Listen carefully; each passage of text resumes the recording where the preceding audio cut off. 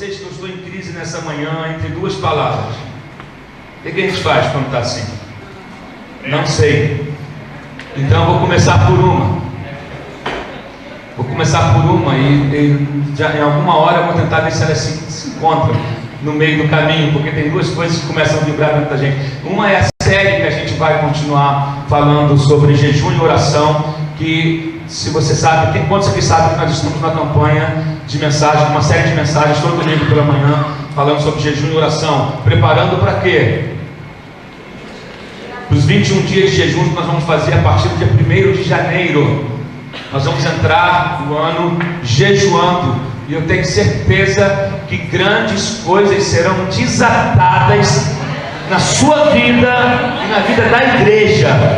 Amém? Há uma expectativa no meu coração para isso, mas por isso nós estamos ensinando sobre isso, para você fazer de maneira consciente. Porque a pessoa, quando não sabe o que o jejum significa, para que serve o jejum, ela só entra de dieta. Não, e o jejum tem todo um significado, um objetivo, um alvo, metas. Você estabelece algumas coisas e você se prepara para isso. Então nós estamos falando sobre isso para que haja um entendimento, inclusive das coisas que podem acontecer durante o jejum. Então eu vou continuar falando sobre isso nessa manhã, e se o Espírito Santo no meio do caminho mudar tudo aqui, não repare, fica ligado e dá glória a Deus, amém? Então vamos começar por Colossenses capítulo 1. Aleluia. Colossenses capítulo 1, vamos ler dos versos 10, 11 e 12. Durante o jejum, não só durante o jejum, durante toda a nossa caminhada cristã, algumas coisas precisam caminhar juntos, mas principalmente falando nesse caso agora, no sentido de jejum e oração, tem duas coisas que são fundamentais, que elas não podem caminhar separadas. Você não pode entrar nesse caminho do jejum e oração sem dois elementos fundamentais para nós. Na verdade, dois elementos fundamentais para todos os cristãos. Vamos ver também meu amigo aqui, pastor Léo, e a Priscila. Quanto tempo que eu não os vejo? Bem-vindo, vamos ver vocês aqui, viu? Deus abençoe. E você achou Colossenses 1? Amém? Acho que pode abaixar um pouquinho o meu retorno aqui, campeão, só porque ele está dando girando um pouquinho, só um pouquinho mesmo, um tapinha assim para baixo. Diz assim a palavra do Senhor, verso 10 de Colossenses capítulo 1. E isso para que vocês, de maneira digna do Senhor e em tudo, possam agradá-lo.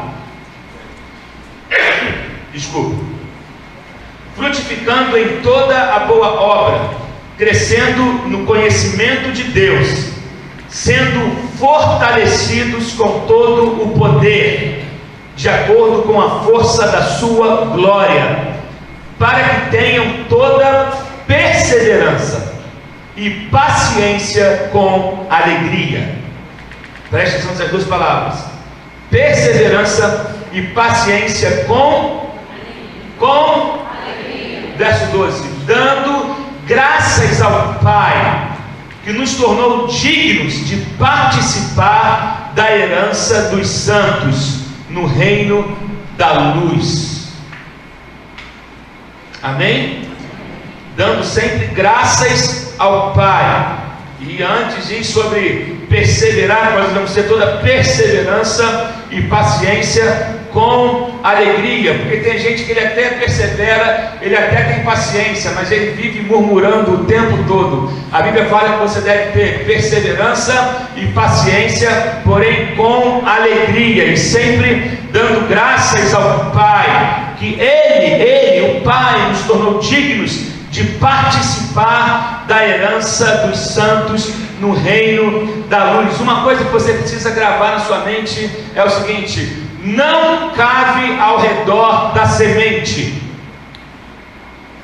Se você planta uma semente e você começa a cavar ao redor da semente, você compromete a sua colheita. Então, uma vez que você plantou uma semente, você deve aguardar o tempo dessa semente se desenvolver. Existe um tempo para que a semente comece a dar brotos, e aí começa a produzir frutos, e às vezes nós caímos numa armadilha, que é a armadilha da comparação. Nós começamos a olhar ao redor, e nós vemos que a semente de uma outra pessoa, ou de alguns, está começando a gerar brotos mais rápidos do que a nossa semente, mais rápido do que a nossa semente. Então a gente entra por um caminho da comparação. Poxa vida, eu estou esperando há tanto tempo, e fulano também, ele começou depois de mim, ou eu estou jejuando há 21 dias, ele está jejuando há 3, ele está jejuando há 5. Não entre no jogo da comparação, porque Deus trata com cada um de maneira individual. De uma coisa eu sei, a colheita ela vai chegar, mas eu não posso te afirmar, eu não posso te garantir em quanto tempo ela vai chegar. O meu papel é semear, o meu papel é regar, e o meu papel é aguardar o tempo que Deus irá fazer. Posso ouvir um amém aqui? Amém. Então, quando nós olhamos para a nossa semente, aparentemente parece que nada está acontecendo. Já viu gente quando você está na escola, normalmente no primário, você aprende a botar uma sementinha de feijão dentro de um algodão, molha com água, e a gente fica olhando o tempo todo, será que vai dar broto, será que não vai? E às vezes, eu lembro quando eu fazia isso, às vezes eu mexia no algodão e tal, você acabava estragando tudo. Tem gente que planta algumas coisas, planta algumas sementes, e ela começa a querer cavar em volta para ver o que está acontecendo. Mas quando você cava em volta, você só vai estragando a terra, e aí você compromete a semente. Em outras palavras, semeia a tua fé, semeia a alegria, lança a tua semente, e querido, pare de cavar em volta, pare de querer ver ou querer dar uma ajudinha para Deus. Plante a semente e aguarde o que Deus irá fazer. O problema é que nós começamos a cavar e a gente compromete a nossa colheita por causa da nossa impaciência. Nós somos seres impacientes. A gente quer tudo de maneira imediata, porque nós vivemos num mundo imediatista, e nós nos tornamos também imediatistas. Eu sei que esperar quando se está tendo problema é difícil, esperar no meio de uma crise é difícil, esperar no meio de uma enfermidade é difícil, esperar no meio de um desemprego é difícil, esperar quando as coisas parecem que estão próximas de romper, mas não rompem, é difícil, esperar ouvir sempre que tem uma promessa que Deus vai fazer e nada acontecer é difícil. Mas você precisa entender que o Deus que fez a promessa, Ele é fiel. Deus não falha, Deus não há falhas em Deus, não há erros em Deus, e é por isso que você precisa pedir ao Espírito Santo para que te renove sempre a sua paciência. Nós precisamos aprender a esperar com paciência. Você recebe uma palavra, você recebe uma promessa, uma profecia sobre a sua vida, sobre a sua casa, sobre os seus negócios, sobre o seu casamento, sobre os seus filhos, sobre a sua carreira, e você percebe que existem montanhas enormes à sua frente, desafios enormes a serem enfrentados, e você tem uma semente de fé na sua mão, e você planta essa semente. Aí começa o período da espera, e é no momento, nesse período da espera, que muitas de nós somos tentados a desistir, ou querer dar uma ajudinha para Deus, e aí a gente acaba comprometendo todo um processo, toda uma colheita que viria para nós lá na frente. E para piorar, você vê às vezes isso, pessoas, como eu falei aqui, sendo abençoadas na sua frente. Puxa vida, quando é que vai chegar a minha hora? Quando é que vai chegar a minha hora? E às vezes a gente começa a remoer esses tipos de sentimentos dentro da gente. E aí tem muita gente que vai entrar no jejum, e ele vai começar a ser tentado a murmurar no meio do jejum, porque ele vai falar: eu estou jejuando e não estou vendo nada acontecer. Eu estou jejuando e não estou vendo a cura chegar. Eu estou jejuando e não estou vendo, eu estou vendo a perseguição no meu trabalho aumentar. eu estou jejuando e estou vendo o meu saldo bancário diminuir e nada parece que vai acontecer. Eu estou jejuando e estou vendo só a luta na minha família ficar pior. E é nesse momento que às vezes nós somos tentados a desistir da promessa que Deus colocou sobre a nossa vida. Como eu falei, existe o tempo da espera, existe o tempo do amadurecimento, e Deus não amadurece a promessa para você, Deus amadurece você para a promessa. Amém? Amém? Vou repetir isso. Deus não está amadurecendo a promessa para você, Deus está amadurecendo você para te inserir num novo nível, para te colocar numa nova fase, e por isso é necessário esse processo. Tudo fora de tempo é ruim, inclusive promessa fora de tempo pode virar maldição. Inclusive coisas que às vezes você está pedindo para Deus hoje, você não está preparado para receber hoje. Então há um tempo, é por isso que Deus trata com indivíduos, porque existem pessoas que estão preparadas, chegou o tempo dela, mas outras não. Então não trabalhe com comparação, porque toda comparação é injusta e não agrada a Deus.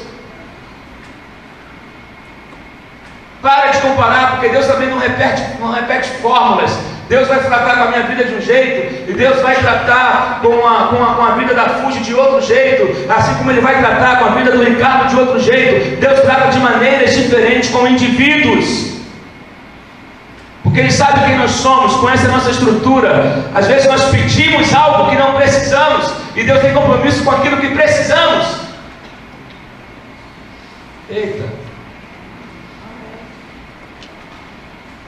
Vou falar um pouquinho mais sobre isso. Tem gente que está pedindo para Deus. Você precisa ter cuidado com qual é a meta, qual é o seu objetivo dentro desse jejum. Aquilo que você quer ou aquilo que você precisa. E às vezes, algumas pessoas vão colocar uma meta, por exemplo, eu preciso de um novo emprego. E Deus fala, não, você precisa ser o melhor funcionário. Porque você vai mudar de emprego e não vai conseguir render no novo emprego, porque o problema não está no patrão, nem no seu emprego, está em você. Então Deus quer tratar você primeiro. Às vezes as pessoas entram numa crise e falam, meu marido é uma bênção. Ô Senhor, promove ou remove,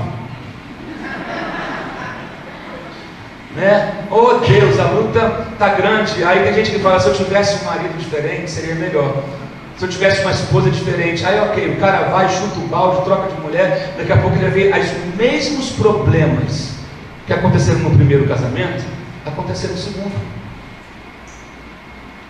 Porque às vezes são coisas dentro de nós que precisam ser tratadas.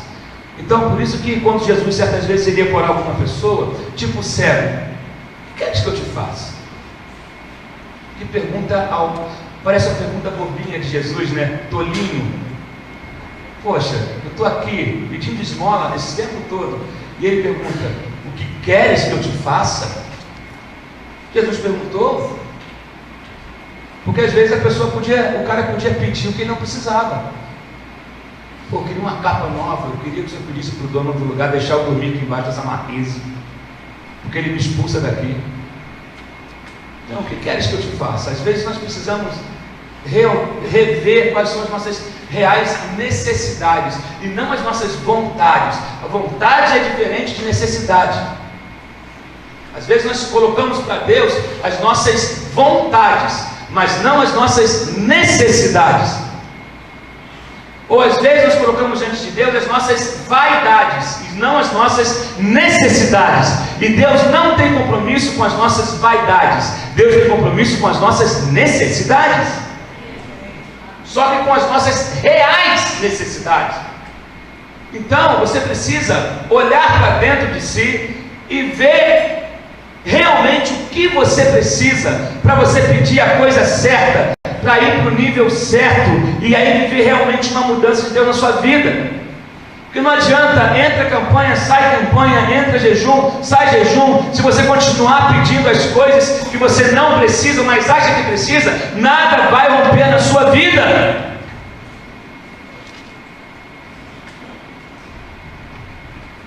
Vocês estão me entendendo?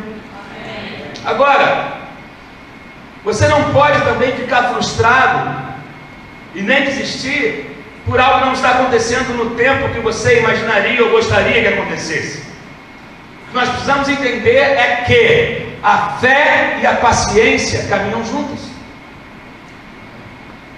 Guarda isso. Fé e paciência são parceiros. Fé e paciência são casados. E elas caminham juntas. Eu não posso ir para um lugar, levar fé e deixar paciência. Não, eu tenho que entrar nesse novo ciclo, nessa nova caminhada de mãos dadas, com a fé e com a paciência. Creia nisso, a paciência. Olha que o J.J. Russell disse: a paciência é amarga, mas o seu fruto é doce. A paciência é amarga, mas o seu fruto é doce. Esperar é chato, gente, eu sei que é. Ainda mais para pessoas ansiosas e que parece que são um nervo exposto. Eu sei, esperar é difícil, mas a gente tem que, enquanto esperar, a gente não pode se acomodar e nem desistir. No meio da espera, há um fruto. Salmo 40, verso 1 vai dizer: esperei com paciência no Senhor, e Ele se inclinou para mim, e ouviu o meu grito de socorro. É um salmo conhecido. Esperei com paciência no Senhor, e Ele se inclinou para mim, e ouviu meu grito de socorro, e ouviu quando eu clamei por socorro. A paciência, quando a gente espera com paciência, nós somos moldados naquilo que Deus deseja que nós nos tornemos. Você crê que Deus vai estar moldando você nesse período? Você crê que você já está num processo de estar sendo moldado por Deus? Querido, ser moldado. Às vezes o oleiro pega o vaso e ele vai apertando, ele vai colocando do jeito que ele quer que o vaso seja preparado, seja feito. Há um formato para você. Deus é um designer. Ele fez um design ao seu respeito, ele fez um projeto ao seu respeito, mas isso inclui às vezes algumas amassadas de Deus, para você tomar a forma que Deus quer que você tenha. Oh Jesus, me molda. É tão bom quando a gente canta nas letras das canções: me molda, faz de mim conforme o teu querer, quebra minha vida e faça de novo. Você tem noção do que você está cantando? Eu quero ser um vaso novo. Eu quero ser, Senhor amado, como um vaso nas mãos do oleiro. Você já viu um oleiro trabalhando? Quem já viu um oleiro trabalhando? Se der, acha na internet uma música da Fernanda, Deus está me construindo. Não precisa botar o áudio não, mas se botar só a imagem, ali a gente gravou um clipe com um oleiro, e eu fiquei apaixonado de como que o oleiro trabalha com barro. Eu nunca tinha visto antes assim, ao vivo. E ele, por incrível que pareça, ele era um oleiro, ele era crente, um obreiro da Assembleia de Deus lá de Itaboraí. E ele vai explicando o processo da liga que tem que ter o barro, e como o oleiro vai amassando aquilo, e vai tratando, e vai colocando, e vai dando a forma. Então nós cantamos coisas que nós não temos noção de como que aquilo será aplicado na nossa vida. Oh Senhor, eu quero ser um vaso novo. Molda a minha vida, quebra a minha vida e molda-me, Senhor. Deixa o clipe rolando sem áudio mesmo, só bota em tela cheia, que você vai ver o processo do oleiro trabalhando o vaso. E é exatamente assim que Deus faz com a gente. Deus às vezes vai nos amassando, sabe? Ele vai tratando a nossa vida, olha só, você vai sendo batido, preparado. Olha, é algo feio, é um monte de barro, é algo sem forma, e às vezes a tua vida está exatamente assim, sem forma, sabe? E você só toma pancada, está batendo, mas Deus está construindo algo. Deus está construindo algo. Então a paciência, ela vai nos moldando. A paciência moldou Abraão. Abraão recebe uma promessa de que ele seria pai de multidões, que ele teria um filho, e ele vê o tempo passar. 25 anos se passaram. Ele tinha 75 anos quando Deus o chamou, e Deus faz uma promessa, e só que o tempo vai passando e nada, mas a palavra vai dizer em Romanos capítulo 4 que Abraão creu em Deus e isso lhe foi acreditado como justiça, e ele creu contra a esperança de que Deus poderia cumprir na vida dele aquilo que havia prometido. Só que ele foi esperando, mas enquanto ele esperava, ele adorava a Deus, enquanto ele esperava, ele dava glória a Deus, enquanto ele esperava, ele entendia que Deus estava tratando com ele, que Deus estava moldando. Então, querido, a paciência vai te moldando. Deus quer que você seja um vaso perfeito, um vaso sincero. Você já deve ter ouvido falar o que significa a palavra sincero. A palavra sincero significa sem cera. Alguns vasos, quando eram quebrados, acontecia um acidente, principalmente na Ásia, e o vaso era quebrado, havia uma cera que eles colocavam para emendar o vaso. E essa cera, quando você olhava aparentemente, parecia que o vaso estava inteiro, mas se desse um calor, se não, a cera derretia e o vaso quebrava novamente. Deus não quer que você seja um vaso remendado. Deus prefere quebrar você e construir de novo. É isso que fala, sincera, sem cera, sem ser emendado. Não, eu posso. E Deus, e às vezes você olha que um vaso, olha como é que vai tomando forma. Olha como é que vai tomando forma. E assim é você. Lembra, era um pedaço de barro bruto, mas que quando o oleiro pega nas mãos, ele vai nos moldando. E para ser moldado você precisa ter paciência. E essa paciência você precisa ter durante o período de jejum que nós vamos fazer. E não se compare com o vaso do lado de você, porque a comparação, ela gera frustração. Porque quando você compara com alguém, você cria expectativas de querer que seja igual ao que aconteceu na vida de fulano. Não, Deus, eu quero que o Senhor faça igual fez na vida de fulano. Não, Deus pode fazer mais. Não vi uma pessoa dizer amém aqui. Você já viu como é que o oleiro faz? Olha lá, o vaso ficou pronto. Só que depois do vaso pronto, o vaso precisa ir para o forno. Pode tirar, só queria que mostrasse isso. O vaso não está pronto apenas quando o oleiro termina de aprontar, de fazer o modelo, de terminar ali. O que vai dar liga, o que vai fazer ficar enrijecido, é o fogo.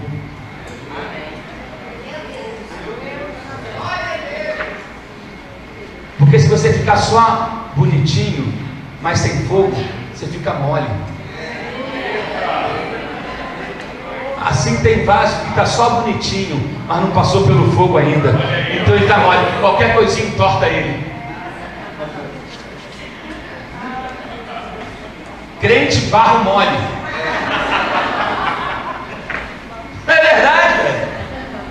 Falta fogo. O fogo que vai te trazer robustez. O fogo vai endurecer você. O fogo vai te tornar resistente. Então não é só ser um vaso bonitinho, é ser um vaso que foi moldado pelo oleiro e que passou pela fornalha e que passou pelo forno para que pudesse ganhar estrutura. O fogo vai trazer estrutura para você. Glória a Deus. Então para de ficar se comparando com os outros, sabe? E às vezes a gente quer estabelecer limites tão altos, nós criamos expectativas tão grandes que acabam se tornando inacessíveis para nós. Deixa Deus fazer no tempo dele. E não desista no meio do jejum se algo não acontecer. Veja bem, Jesus jejuou 40 dias no deserto. Só depois desse jejum que ele começou a curar os enfermos.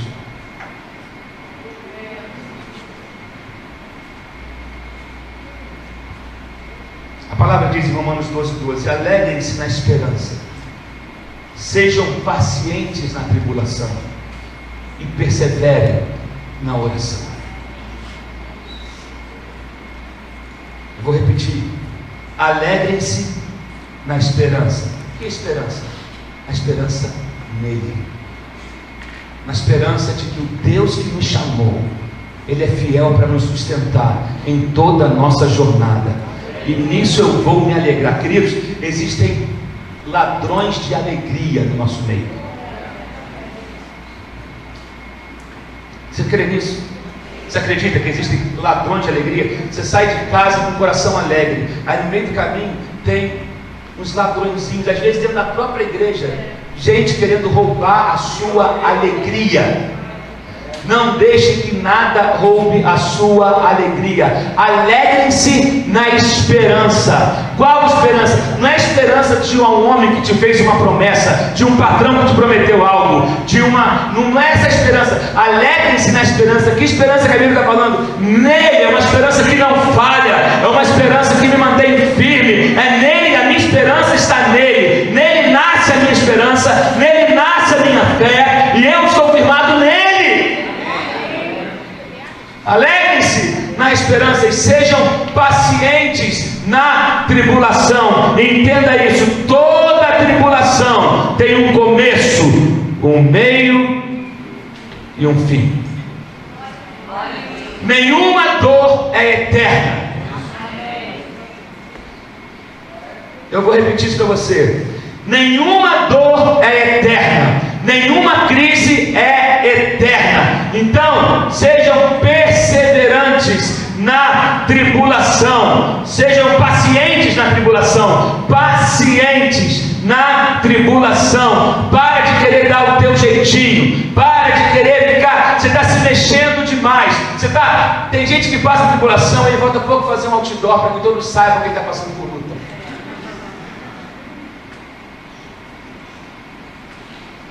É o crente dodói esse, é o crente que quer ser mimado. Ele normalmente é crente com mais tempo de casa, que às vezes tem essa atitude. O cara está 20 anos na igreja, mas ele é o crente dodói, é o crente chupetinha. Ele quer receber um mimo. Qualquer lutinha que ele faz, ele fala: inimigo, se levantou.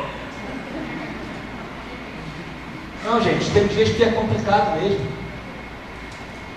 Mas sejam pacientes na tribulação. Como foi pregado aqui há 2 domingos atrás, eu posso até ter tomado um golpe, mas a luta não acabou ainda.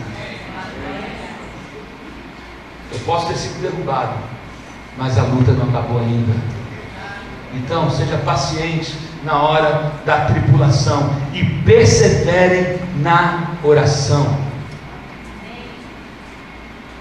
Quantas vezes você ora? Não precisa responder não. Quantas vezes você ora por dia? Tem gente que só lembra que é crente domingo na hora de ir para a igreja.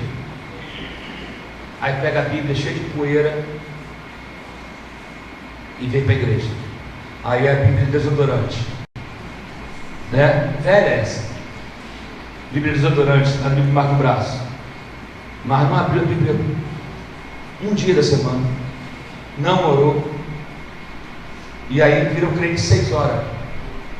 Conhece o crente 6 horas? 6 horas por mim? É igual a pessoa que não pode ver uma mão levantada que já bota a cabeça embaixo. O cara levanta a mão para falar com alguém e já tem a cabeça embaixo. Não, agora. Mas ele mesmo não ora. Se não tiver nenhum pastor do seu lado ou irmão de oração do seu lado, você não vai orar.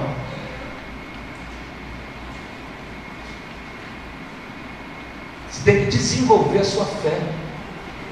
Você tem que desenvolver o seu relacionamento com Deus e saber que a mesma Bíblia que o pastor usa é a Bíblia que você tem em casa.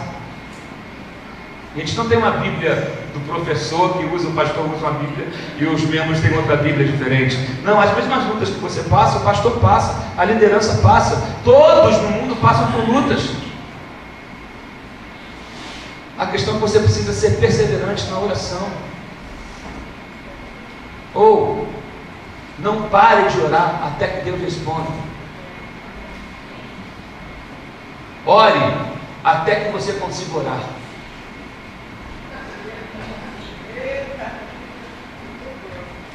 Ore até que você consiga orar.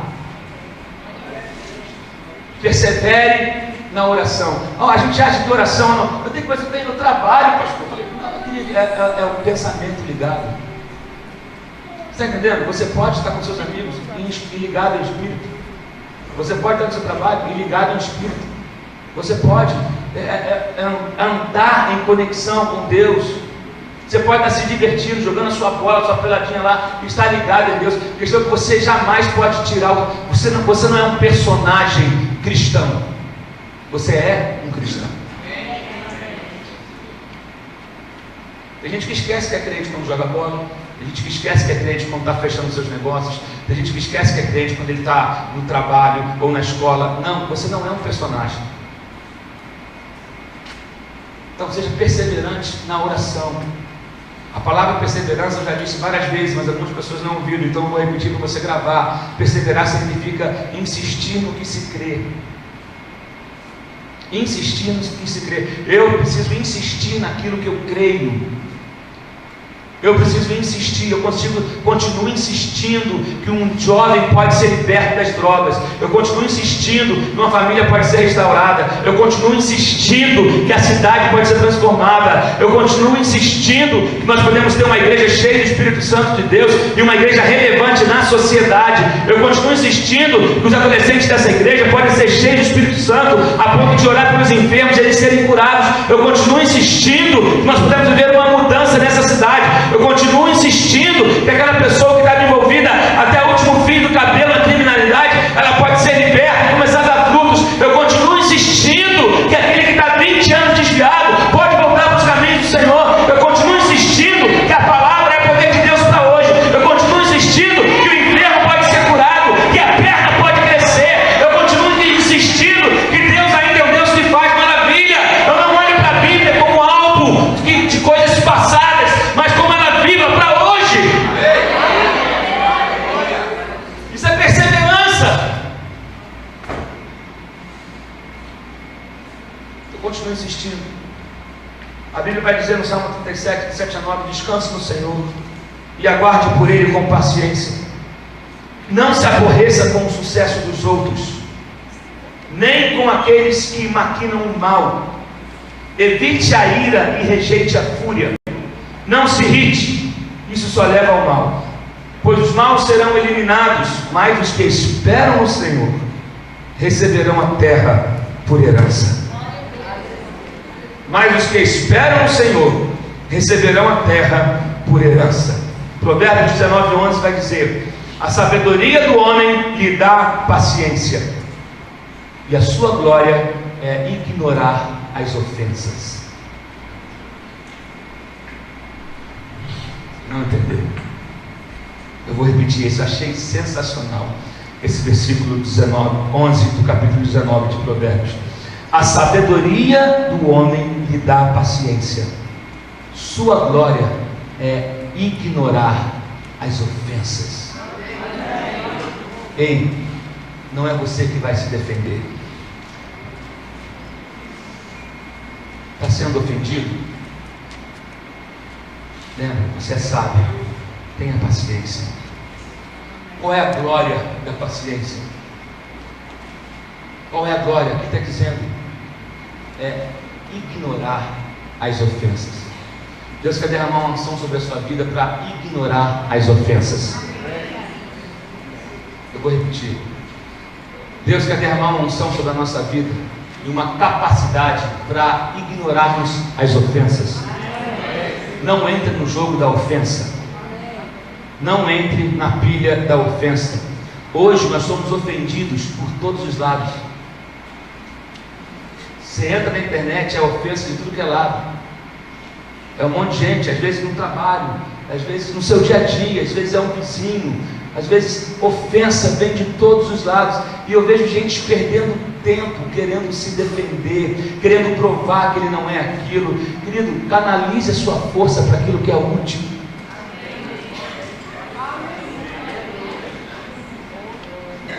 Poupe a sua energia em relação a querer se defender. Eu me senti ofendido. Jesus também.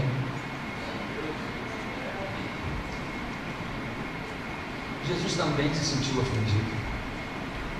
Agora, Essa frase do Bonhoeffer eu ouvi e eu trago como lema para a minha vida, que é: a maldade, quando não correspondida, perde o seu propósito.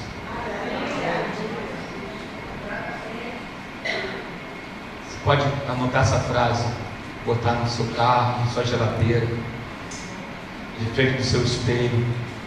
A maldade, quando não correspondida, ela perde o seu propósito. Tudo que a ofensa quer é que você a alimente. Como diz um livro, o John Bevere, que aconselhava todo crente a ler esse livro. Aliás, a nossa livraria está quase ali para sair, já vai sair. O livro se chama A Isca de Satanás, libertando-se de uma armadilha chamada ofensa.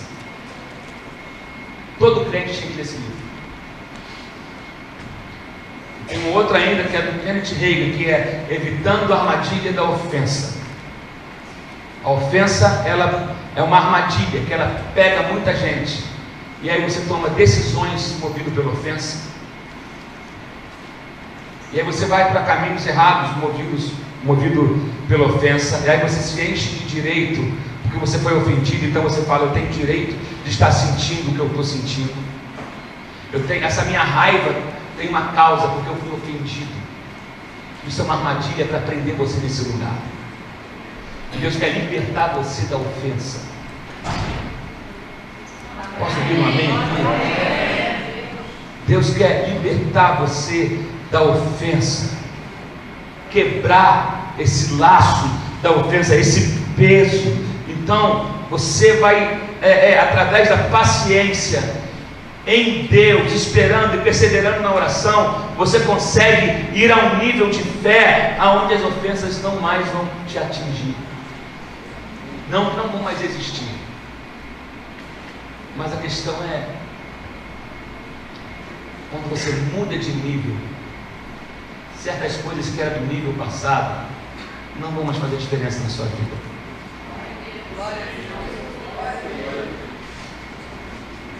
Não sei se você está me entendendo aqui nessa manhã.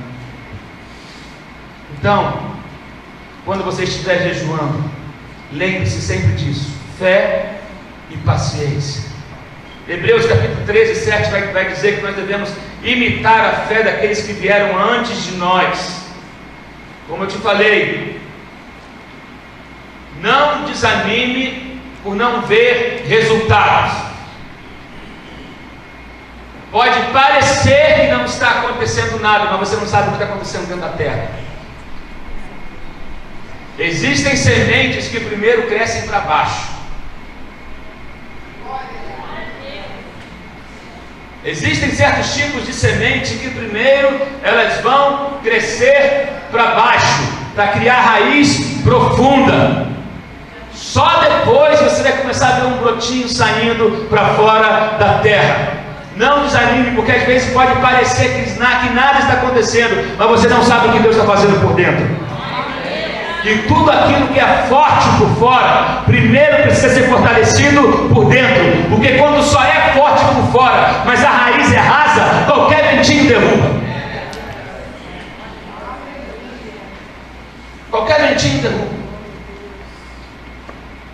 Então, não futuque a terra, não mexa na terra por não estar vendo o brotinho sair. Espera que Deus está tratando por dentro primeiro. Você sabe que uma vez eu já falei sobre isso. O bambu, quando ele está com apenas 2 centímetros para fora da terra, ele já cresceu 2 metros para dentro da terra. Sabia disso? Antes você vê um brotinho de bambu pequenininho, vai tentar puxar para você ver. Ele já cresceu 2 metros para dentro da terra, porque ele está fortalecendo as suas raízes. Deus vai fazer isso com alguns de vocês. Talvez nos 21 dias de jejum de janeiro você não vai ver nada acontecer por fora, mas o mais importante está acontecendo, que é por dentro. Deus quer preparar a tua estrutura, porque o que vem é grande. Deus quer preparar a tua estrutura, porque junto com o crescimento o vento é mais forte, mas pode tentar o que for, que a tua estrutura é firme. A tua estrutura é firme. É firme. Uma vez eu vi o Padre Léo dando uma ilustração. O Padre Léo é um padre que faleceu em 2006. Eu vou dizer para você que temos padres que pregam muito. Não se escandalize não. Tá? Eu tenho um amigo padre que conversar com ele, eu adoro conversar com ele. O cara é uma aula de Bíblia. E o Padre Léo, ele faleceu em 2006 de câncer. Ele estava dizendo, ele é do interior, ele é da roça. E ele dizendo que um dia um filho, o neto de um senhor, tinha tido uma tempestade na fazenda e tinha uma árvore de uma largura absurda. Que depois dessa tempestade, essa árvore foi derrubada. E o neto estava andando com o avô e falou: vô, nuvo! Esse é mineiro.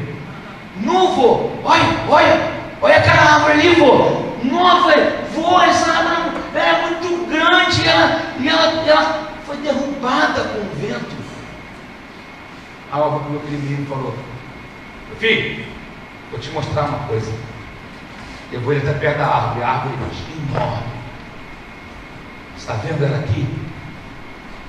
Sabe qual é o problema dessa árvore? Ela era muito forte por fora, muito grande, mas a raiz dela era muito curta, era muito rasa, então não resistiu ao vendaval. Mas olha a diferença, do lado tinha uma toça de bambu. Ele falou: está vendo o bambu? O bambu, ele pegou a ponta de um bambu e envergou, veio trazendo assim, até o chão, e depois largou. Está vendo, filho? O bambu passou pela mesma tempestade daquela árvore, mas o bambu está de pé. Aí ele foi falando: a raiz do bambu, ela tem 2 metros para dentro da terra.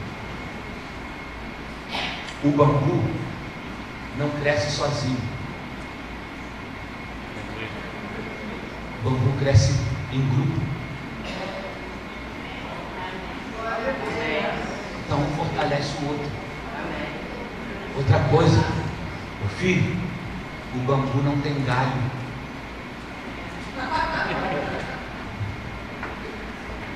Eu quero dar um conselho para você: corte os galhos da sua vida,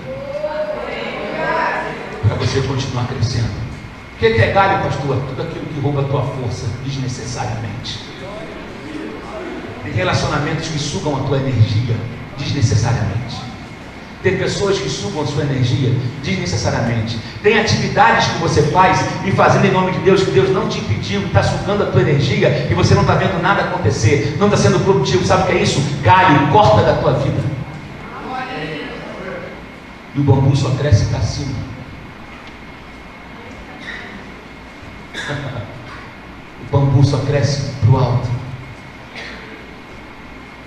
E o bambu, ele é cheio de nó. Já reparou? Que ele cresce, aí tem um nó. O nó é a parte mais dura do bambu. Ele chega ali, vence aquele nó e continua crescendo novamente. É assim a nossa vida em Deus. Nós vamos crescendo e a gente vai encontrar alguns nós pela vida. Os nós da nossa vida são a parte principal onde a gente precisa exercer a fé e a paciência, porque é a parte dura de ser encarada, mas está promovendo um crescimento. Você vai passar por alguns nós na sua vida, nós que você não imaginava, nós que vão parecer que a tua vida vai ser estagnada, porque quando o bambu chega naquele nó, ele para, ele estaciona por um tempo, mas por quê? Ele está tendo que encarar aquela fase. Algumas pessoas parecem que estão paradas, mas quero que você entenda, você está encarando um nó. Você está encarando um nó, e a próxima fase vai vir. E é nesse período da tua vida, o período de insegurança, de medo, de sem saber o que vai acontecer, que você precisa colocar a sua fé e a sua paciência para funcionar. Como eu disse, Jesus não realizou milagre durante os 40 dias de jejum. Os milagres vieram depois. Existem coisas que vão acontecer na sua vida depois que esse ciclo terminar. Depois que você jejuar, milagres vão acontecer, coisas que estavam retidas vão ser liberadas sobre a sua vida. Eu creio que um novo de crescimento vai vir sobre a sua casa. A história cristã é cheia de exemplos de homens e mulheres de Deus que realizaram grandes coisas, que viveram grandes coisas sobrenaturais em Deus, a partir de uma vida de jejum e de oração. Tem Finney, Spurgeon, Kathryn Kuhlman. Se você sabe, quantos aqui já ouviram falar em Kathryn Kuhlman? Você precisa conhecer essa mulher, ler a história dessa mulher. Existe a biografia dela, Kathryn Kuhlman. Essa mulher morreu no final dos anos 70, início dos anos 80. Essa mulher juntava, isso em 74, 75, mais de 5 mil pessoas, desde as 4 da manhã, para ouvir as suas reuniões de ministração. E Deus usava ela com curas e maravilhas, que era algo tremendo. Kathryn Kuhlman, ela que foi, Benny Hinn se converteu através dela. Benny Hinn, quando tinha 16 anos de idade, diz num dos livros dele que ele viajava coisa de 4 a 5 horas para assistir essa mulher pregar, e ele se converteu através do ministério dessa mulher, da Kathryn Kuhlman. E ela começava os cultos dizendo: I believe in miracles because I believe in God. Eu creio em milagres porque eu creio em Deus. E diz, queridos, que ela começava a orar e os enfermos começaram a ser curados. As pessoas levantaram nas cadeiras de rodas, moletas eram jogadas de lado. As pessoas têm relatos, eu tenho um livro dela que é Crendo no Impossível, que na verdade não é um livro dela, é um livro a respeito de pessoas que foram curadas através do ministério dela. Então, você quer ter um ministério extraordinário? Quantos querem? Quantos querem? Gente, só isso? Quem quer ter uma vida extraordinária? Você precisa ter uma consagração extraordinária.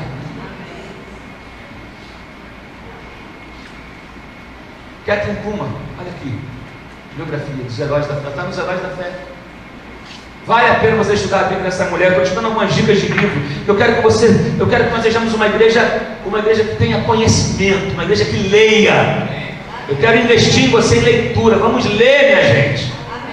Amém? Vamos ler a Bíblia e vamos ler um livro, vamos crescer em conhecimento, vamos adquirir conhecimento. A vida dessa mulher é um grande exemplo, inclusive exemplo de erros e de acertos. Teve erros também no ministério dela, você vai ver a biografia dela, escrita pelo Dr. Oral Roberts. Mas é um testemunho tremendo. Então essas pessoas marcaram a sua época, assim também como Smith Wigglesworth. Esse homem também revolucionou a sua época, através de quê? Jejum e oração. Finney, Charles Finney, quer dizer que Finney, que jejuava e orava, um dia ele ouve de Deus falando assim: Finney, eu quero que você entre numa boate. Que isso, Deus? Eu sou um homem de Deus. Ele orava 4 horas por dia. 4 horas por dia. Um dia ele está passando na frente de uma boate, e Deus fala com ele: entra na boate. Senhor, eu sou um homem de Deus. As pessoas vão falar que o pastor estava dentro da boate. Vão botar na internet. Diz a Bíblia, ó. Diz a biografia dele. Eu tenho esse livro. Tem vários testemunhos, vários. Ele entrou, sentou numa mesa e pediu uma água. Estava lá as dançarinas, tudo acontecendo. Diz o relato do livro, da biografia dele, que quando ele sentou na mesa, uns 10 minutos depois, veio um choro dentro da boate. Todo mundo começou a chorar. Chorar, cair no joelho. Ninguém sabia, mas começaram a chorar simultaneamente. E Deus falou: vai e prega.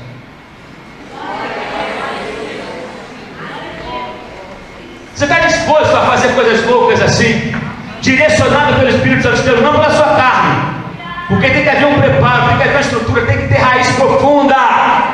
Tem que ter raiz profunda. Mas hoje eu vejo crente indo para boate, postando fotozinha com bebidinha, com tudo, tirando onda. Sangue de Jesus tem poder. Se botar a mão na cabeça, manifesta.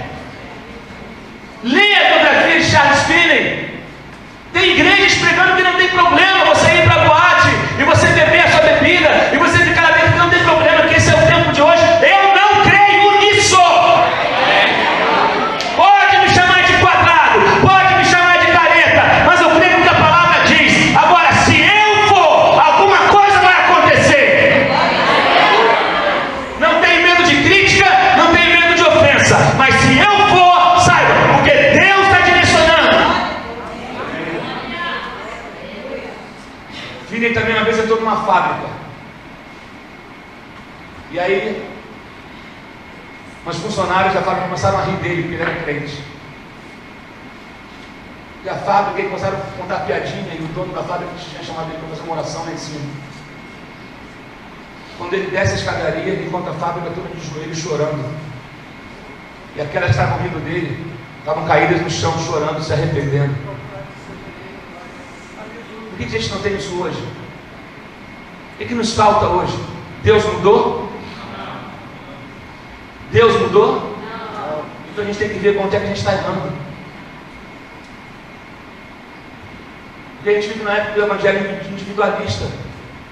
Cada um andando com o seu umbigo, e na época do evangelho nada a ver. Está tudo bem, vou viver a minha vida.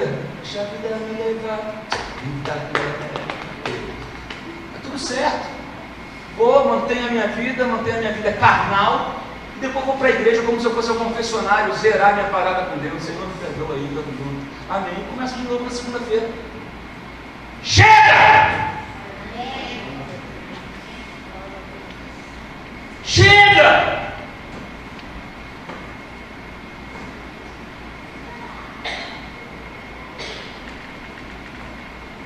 Esses homens são referência para mim. Muitos outros que entenderam o poder da fé, da oração e do jejum. Hebreus está dizendo, lembra da fé daqueles que vieram antes de você.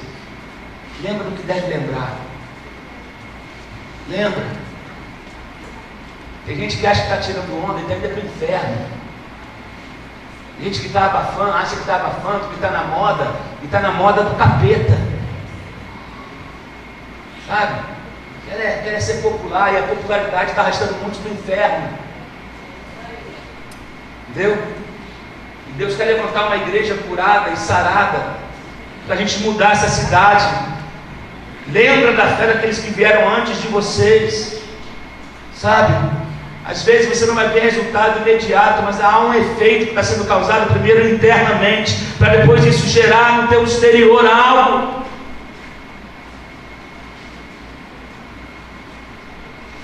Finney uma vez foi visto entrando numa floresta, aí um repórter da cidade foi atrás dele, porque acharam que ele era metido com algum tipo de sociedade secreta.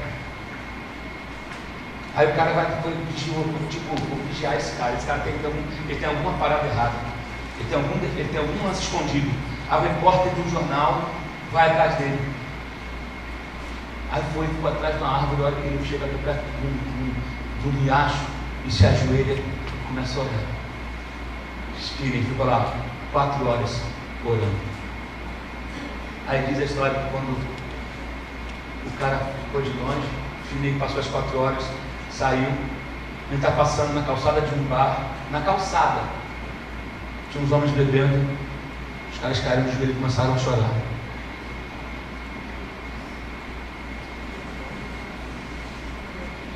Por que isso não acontece hoje?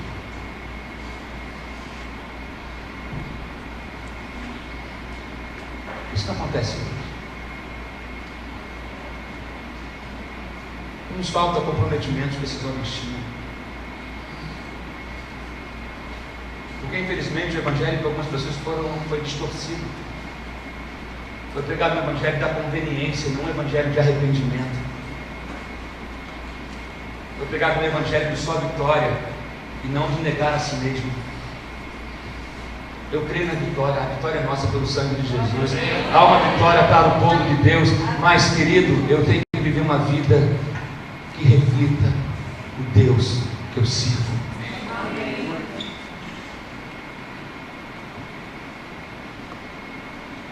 Eu já vou terminar.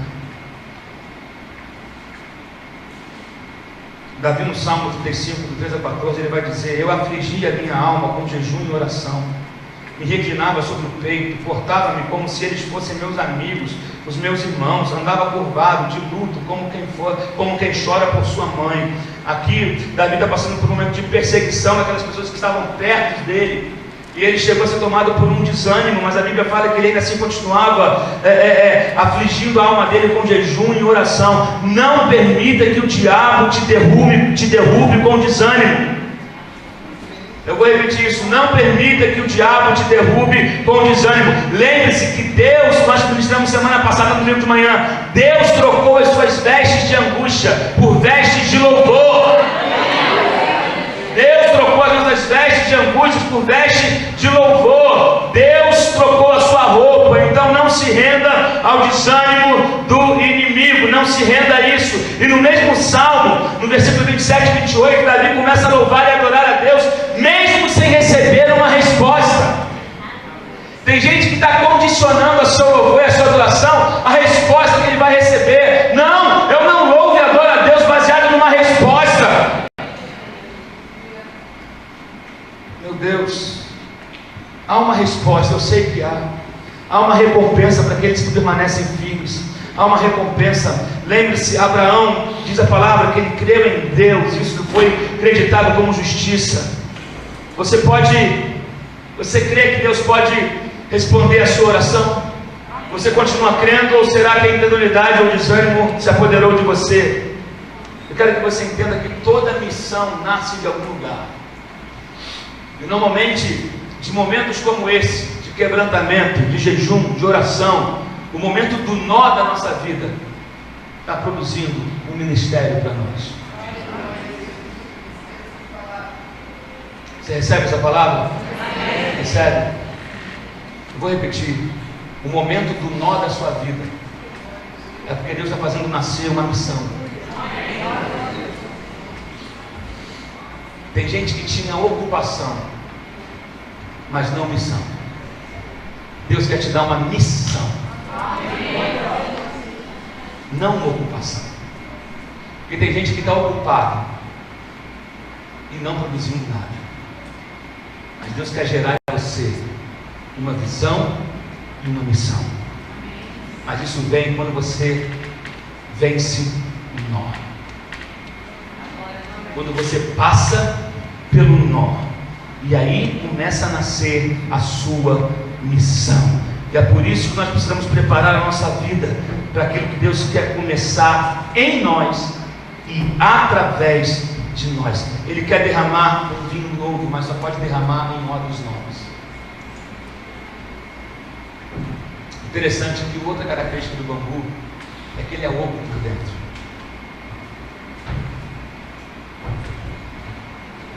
O bambu é vazio. Você precisa ser vazio para poder ser cheio. Você precisa ser vazio para poder ser cheio do Espírito Santo. Você precisa estar vazio para receber um vinho novo, para receber um óleo novo, para receber um poder novo. Deus quer encher você com o sobrenatural dele. Deus quer encher a tua vida para essa nova missão que está nascendo desse tempo que você está atravessando. Não olhe para esse tempo de tribulação como um final. Olhe como o começo.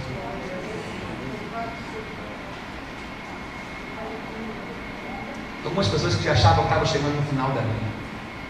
Você pode estar chegando no final de um ciclo. Isso sim.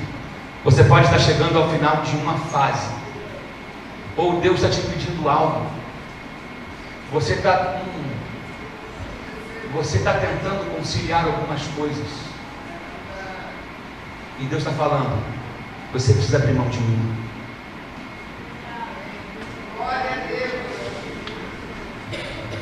E às vezes você vai ter que abrir mão daquilo que você mais ama. Às vezes você vai ter que abrir mão de uma carreira para começar uma missão.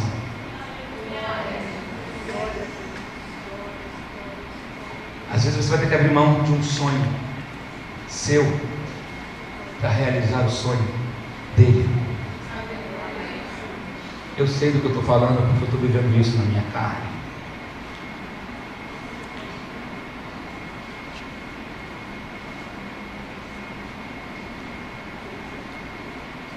Eu sei exatamente do que eu estou falando. Abrir mão de coisas não é fácil.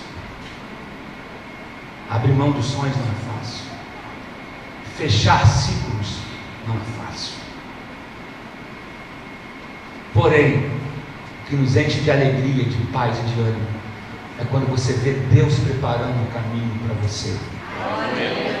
Eu falei no culto de homens que o pastor, quando ele quer conduzir, quando alguém quer mudar o ciclo, eu vou falar, o pastor quando quer mudar as ovelhas de um lugar, basta ele pegar uma ovelha e colocar naquela direção, e todas as demais a seguem.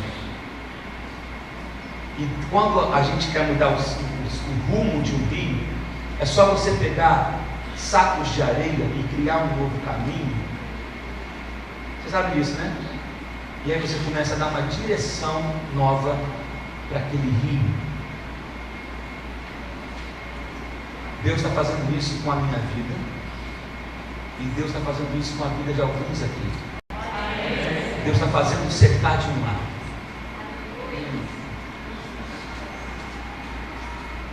Eu fui pregar em São Paulo esse ano, falando aqui agora para a minha igreja, com meus irmãos, abrindo o coração. E eu preguei numa igreja chamada Cogic, que é uma igreja americana que tem uma sede, uma filial em São Paulo. Church of God Christ, igreja de Deus em Cristo. Eu preguei, no final veio uma irmã, eu acredito em profecia, e quando ela é de Deus, ela confirma. Veja bem, profecia quando vem, ela vem para confirmar o que Deus já te falou.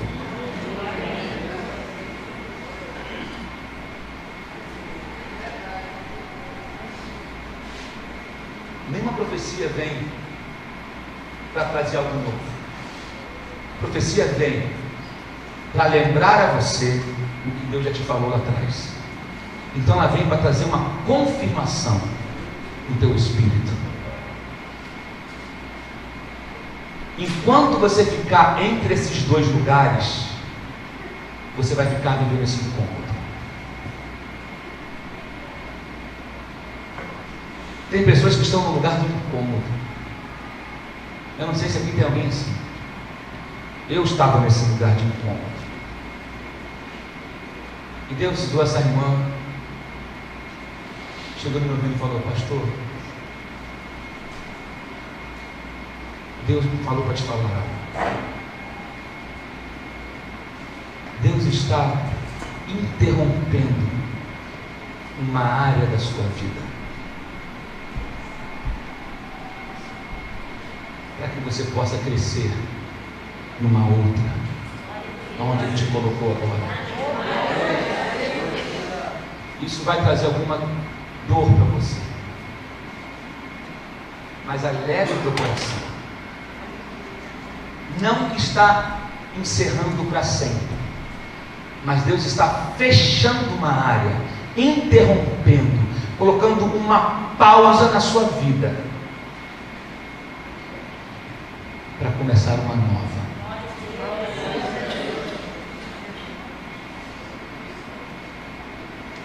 Eu sei do que eu estou falando, porque às vezes é abrir mão de um sonho de infância que você conquistou, que você chegou, e de repente Deus chega e fala: realizei o teu sonho,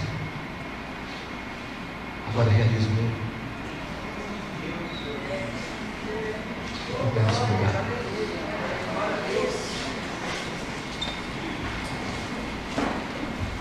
Deus concede os desejos do nosso coração.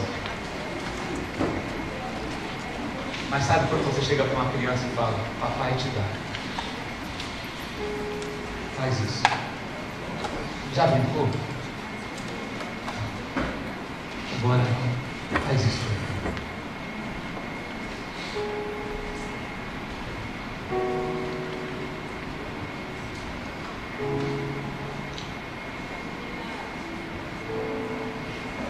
Não é fácil,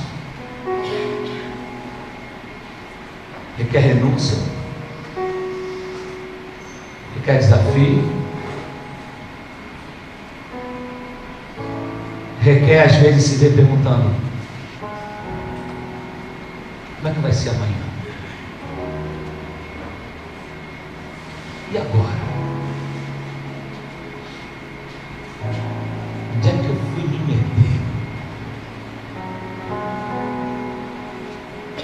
Ao mesmo tempo Deus vem e fala: alegra teu coração. Alegra. Eu senti do Espírito Santo de orar por algumas pessoas aqui nessa manhã que estão exatamente no lugar onde eu estou, entre dois lugares. E você vê que um lado Deus está fechando tudo, até o que você não esperava acontecer está acontecendo. Poderia ficar pior? Poderia. Porque quando Deus te confia uma missão, Ele vai começar a botar um monte de saco de terra para abrir um novo caminho, aonde jamais fluiu água dali, onde jamais passou um rio por ali. É um caminho novo, um novo e vivo caminho. E aí eu volto para um texto que eu adoro.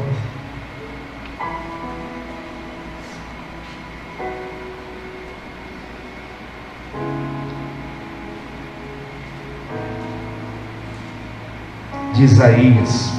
Não precisa abrir não, só ouve.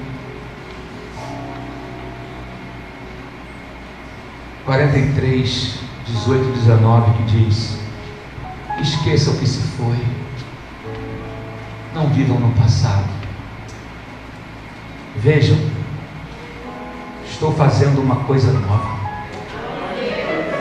e ela já está surgindo. Vocês não reconhecem? Até no deserto vou abrir um caminho e riachos no ermo.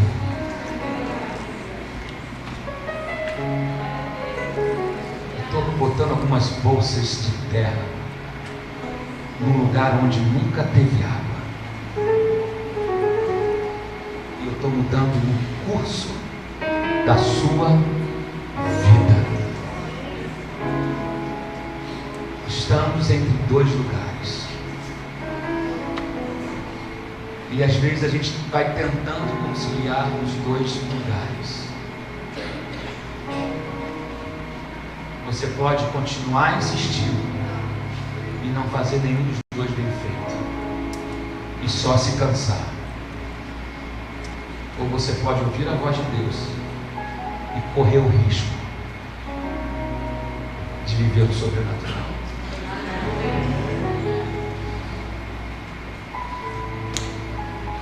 Se você está nesse lugar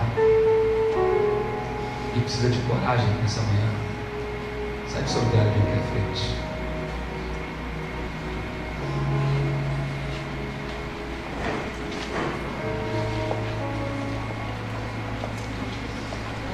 Você que entende que Deus está te pedindo uma coisa, Deus está dizendo: abre mão disso.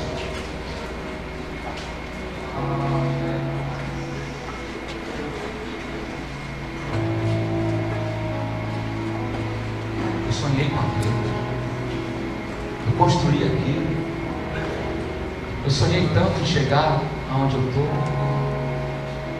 e de repente Deus vem e me dá.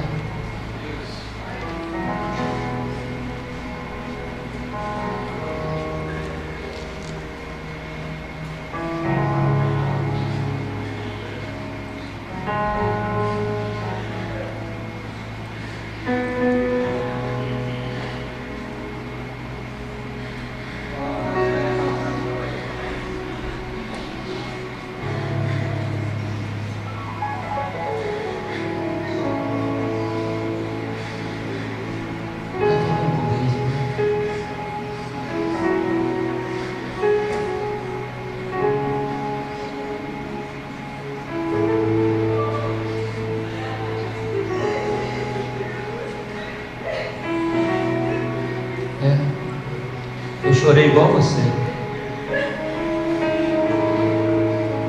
Chorei na minha casa.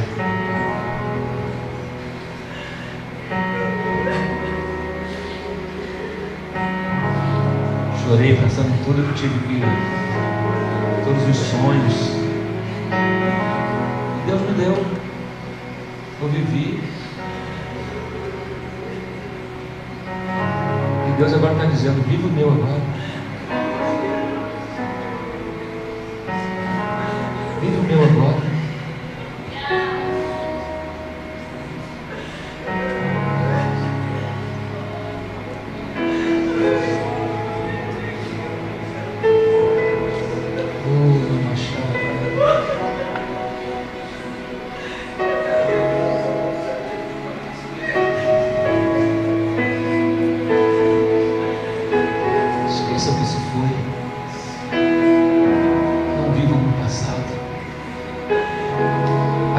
Restaurar épocas que não vão voltar mais,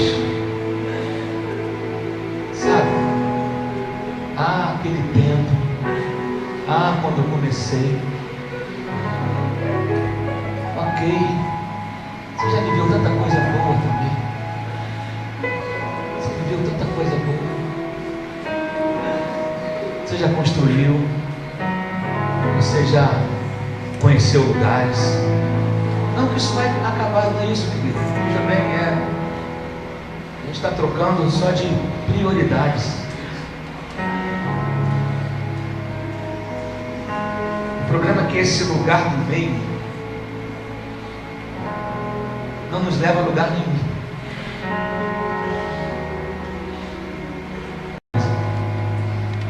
Mas não vai ser excelente nenhum.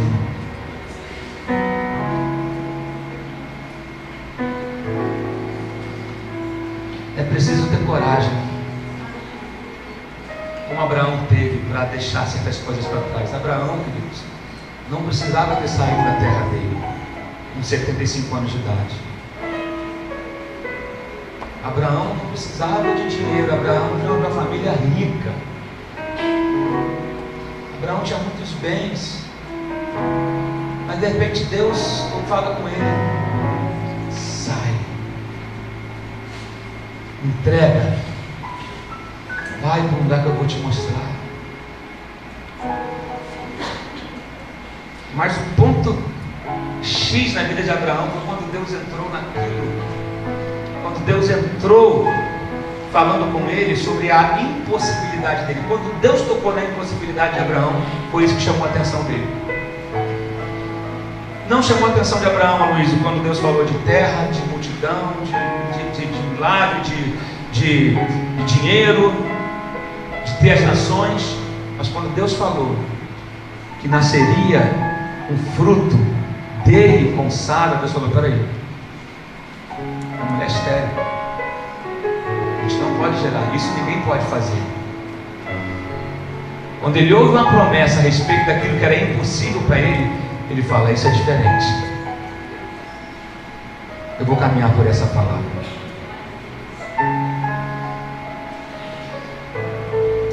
Deus quer derramar uma unção nova para você hoje, uma unção para um novo tempo. Fecha os teus olhos e hoje é o dia da decisão. O que você tem que deixar, você vai deixar no altar. É um ato profético. Você está com uma atitude de fé. Você vai dizer: Senhor, eu quero viver o teu sonho. Obrigado porque eu vivi o meu sonho até aqui.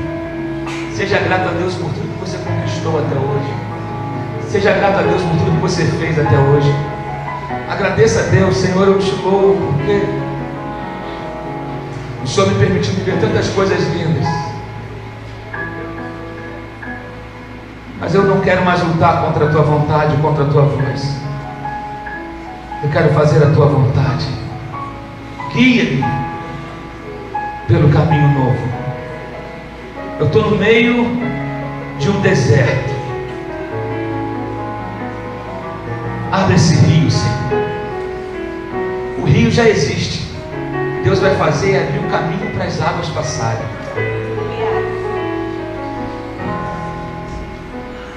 Deus está preparando a tua vida, porque, meu irmão, vai vir água.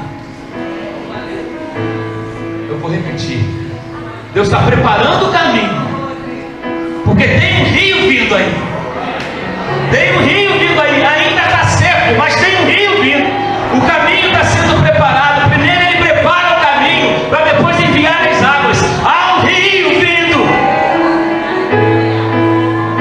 Prepara a tua vida para receber.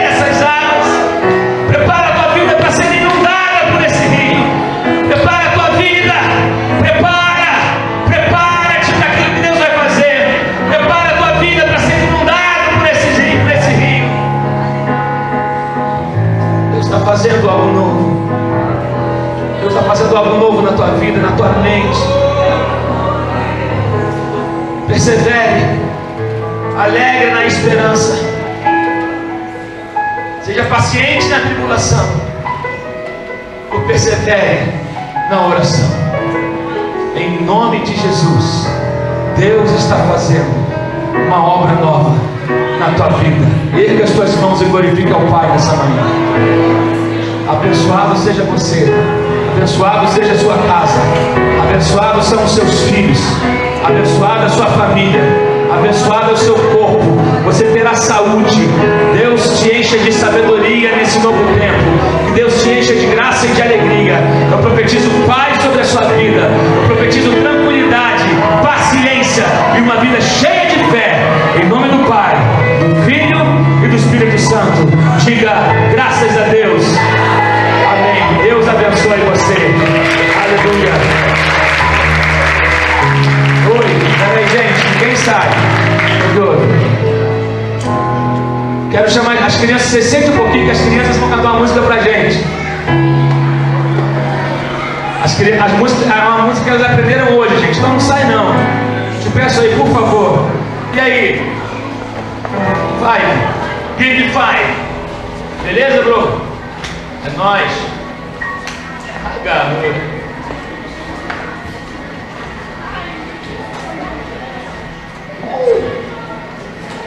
Aí não, coxinha não. E aí? As crianças vão cantar uma música? Senta aí, gente. Vamos dar moral. Logo após a canção delas, a gente está despedido.